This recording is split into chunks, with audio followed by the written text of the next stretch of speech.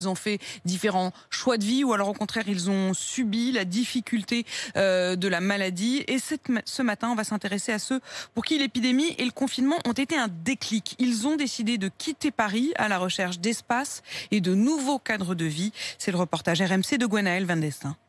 En descendant du TGV Paris-Lyon, Timothée revient de sa seule journée de la semaine passée en présentiel dans son cabinet parisien. Enfin fini, une journée de travail à Paris, la seule de la semaine, et enfin de retour à Lyon la reprise du télétravail dès demain à la maison pour le reste de la semaine. Car Timothée et sa femme Morgane ont quitté fin juillet la ville de Sceaux et les Hauts-de-Seine pour s'installer à Lyon. Fini leurs 40 mètres carrés sans extérieur, le couple loue aujourd'hui un grand 3 pièces où chacun a son espace pour télétravailler et il a fallu s'adapter pour cet avocat en droit social. Ce que ça change, c'est le rythme de travail. On se sent moins contraint quand on est chez soi que quand on est dans le bureau où il peut y avoir d'autres personnes. Aujourd'hui, je mets tous les rendez-vous, j'essaye de, autant que faire se peut, mettre tous les rendez-vous le même jour. Après, ça demande une certaine discipline de la part des clients et de la mienne. Mais ce n'est pas parce qu'il travaille pieds nus ou sur sa grande terrasse ensoleillée qu'il est moins efficace, bien au contraire. Il y a du stress en moi. Je me rends compte que quand je me réveille ici, que je prends mon café, que je peux commencer tout de suite à travailler, je suis beaucoup plus reposé, beaucoup moins stressé et je gagne en qualité de travail.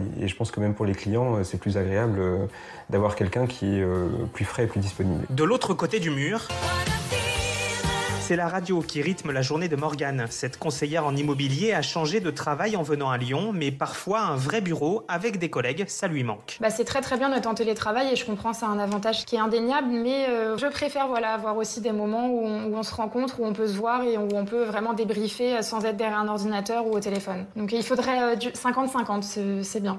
Tu veux un café ? C'est le confinement qui a tout déclenché dans ce couple. Pour mieux travailler à la maison, il fallait déménager, mais surtout quitter Paris, selon la jeune femme. On n'était pas si épanouis que ça en région parisienne. Et puis je pense on a grandi là-bas aussi tous les deux, donc je pense qu'on avait le sentiment d'avoir fait le tour. On vit l'un sur l'autre.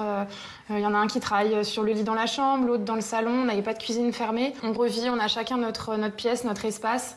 On se sent beaucoup mieux. Une rentrée inédite que Timothée espère pérenniser à Lyon. On s'était jamais posé la question de travailler différemment. On se challenge un peu en faisant ça. L'idée, c'est vraiment de rester ici et pas du tout de repartir. Non. Et à l'image de ce barbecue improvisé, ce nouveau cadre de vie permet à Morgane et Timothée de partager plus de moments à deux, entre les mails, les coups de téléphone et les réunions à distance.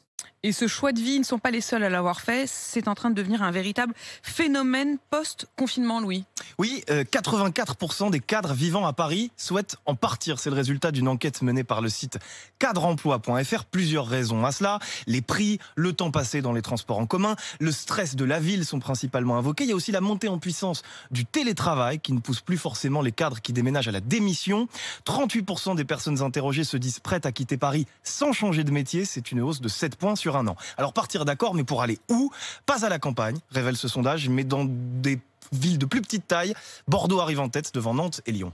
Alors voilà pour les cadres, mais le désir de sortir des centres-villes, il est largement partagé par l'ensemble des Français. Ça se traduit d'ailleurs dans les chiffres ? Oui et non. Eh bien ma réponse, hein. Ouais. Voilà, débrouillez-vous. J'aime beaucoup. En fait, les recherches des résidences secondaires et des maisons de campagne ont bondi. Les chiffres de Century 21 sont frappants, plus 57% et plus 156%. La région niçoise est particulièrement prisée, les départements de la Drôme et de la Haute-Savoie également. Et puis dans l'Ain, cet été, on constate une augmentation des recherches de 117%. Ce sont principalement des jeunes Lyonnais qui cherchent davantage d'espace. Pour autant, les transactions, elles, n'enregistrent pas de hausse. Les professionnels de l'immobilier pointent un décalage entre les